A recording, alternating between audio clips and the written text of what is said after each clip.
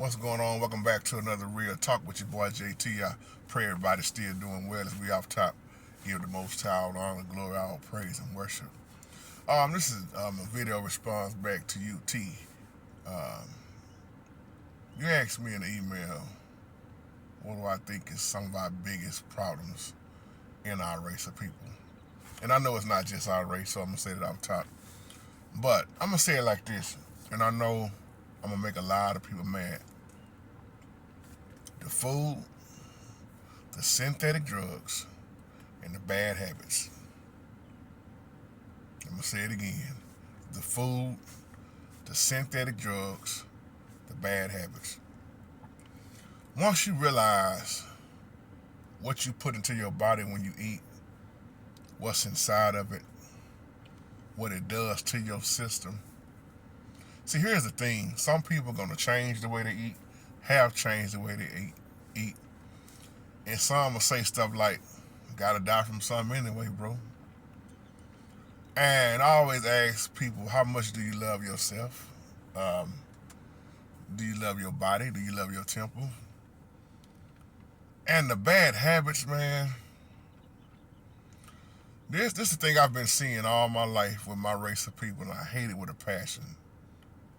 It's sad enough, the food that we have ate so many years.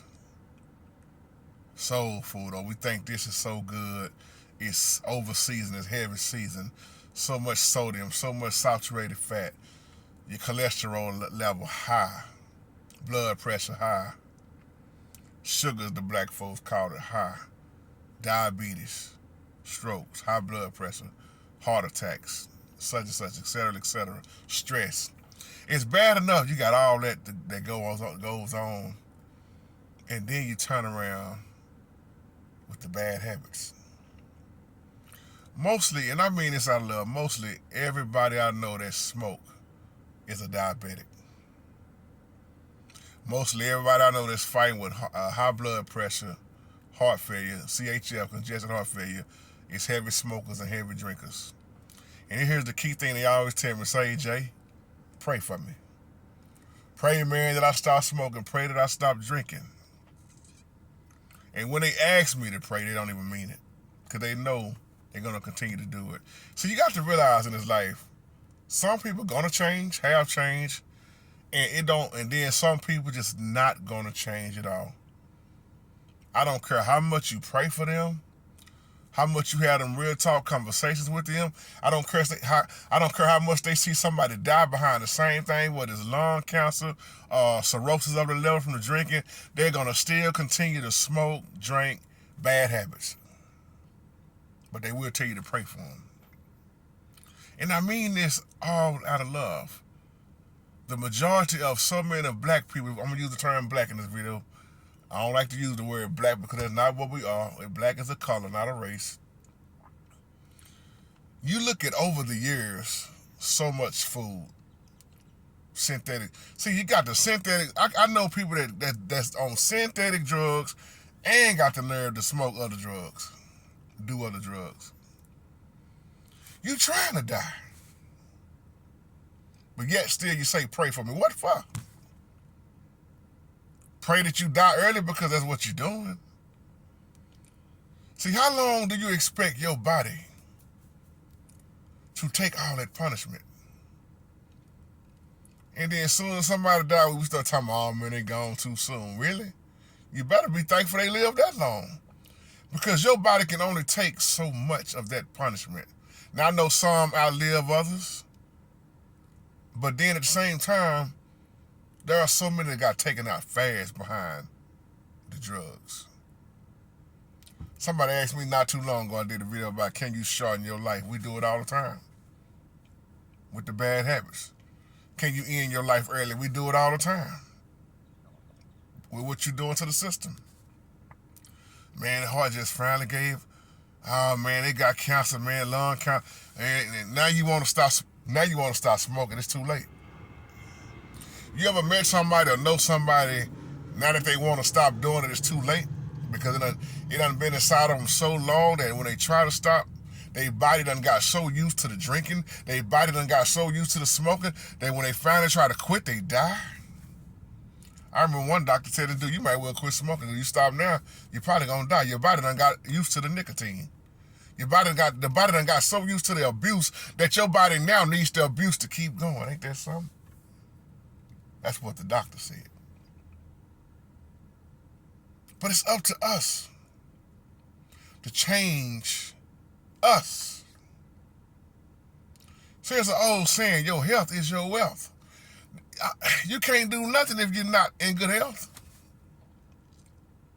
I thank the Holy Spirit every day He allows me to wake up that I can go out here and make money, provide for my family.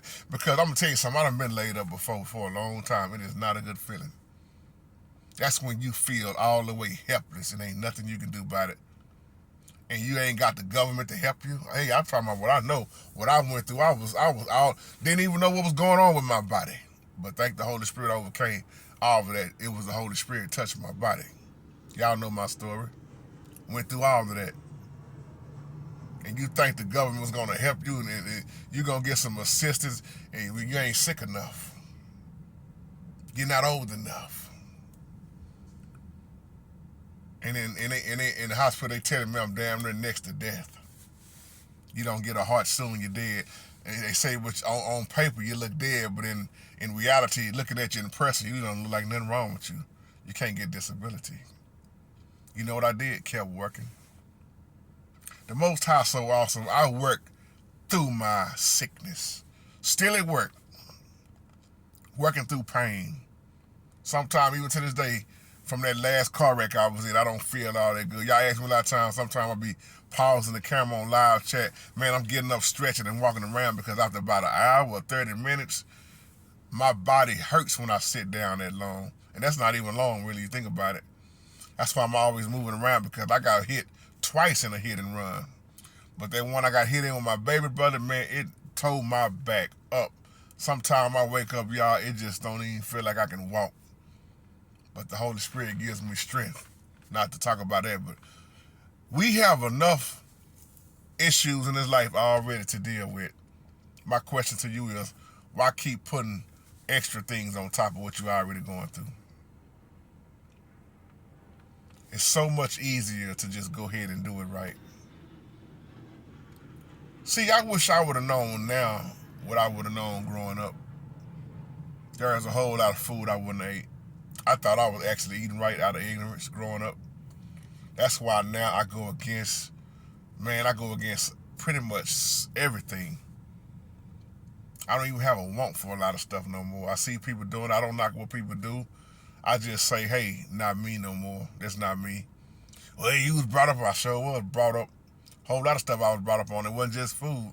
Whole lot of stuff I was brought up on that I have totally went against and don't care nothing for going back into it. Because my life is so much better without it, especially now that I know the truth behind it. And it ain't just food, it's just life in general. We have to make the decisions, make better choices in life. You don't like what you got going on, it's up to you to change it. But once again, the food, the synthetic drugs, that stuff, man, the bad habits, it done killed so many people, period. And it's an addiction. Food is one of the most hardest addictions out there also. A lot of people don't want to admit it, but it is. Because there are people that just won't try to go against what they was brought up on. They're going to die that way. I hate to say it like that. They're going to continue to just, oh man, I can keep eating this. Here go the mentality right here. I can keep eating this, bro. I got my, long as I take my medicine, my synthetic drugs. You putting in all the side effects with the sodium, with the high cholesterol, the saturated fat, with all the processed meat. We killing ourselves, y'all, out here. I'm saying we, but I'm not saying everybody. When I say we, y'all wanted me to do the video about my race, but like I said, it's not just my race. There are a lot of people dealing with food addiction. And when you go into the hospital, what's the first thing they start asking you? They get your blood pressure, get your blood work going, your weight, and then what they start asking you, all them hereditary. What's hereditary in your family? Do your mama have high blood pressure? Is it diabetes on your daddy's side of the family? It's in your blood?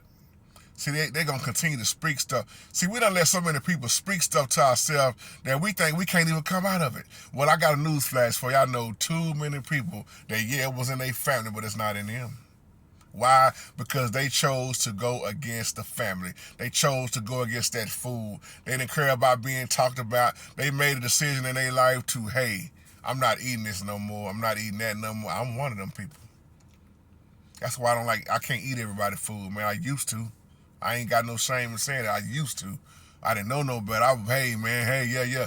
It's only certain people food that I eat that I know what they cook if I go over their house, and that's rare. I get invited to a lot of things, but I turn down, and they think you're being funny. Oh, man, we're going to have the ribs, man, the pulled pork, and that stuff tears me up. Steak, I can't eat none of this stuff. It tears me up. If you give me some pulled pork or some steak right now, my head gonna hurt for 2 days straight.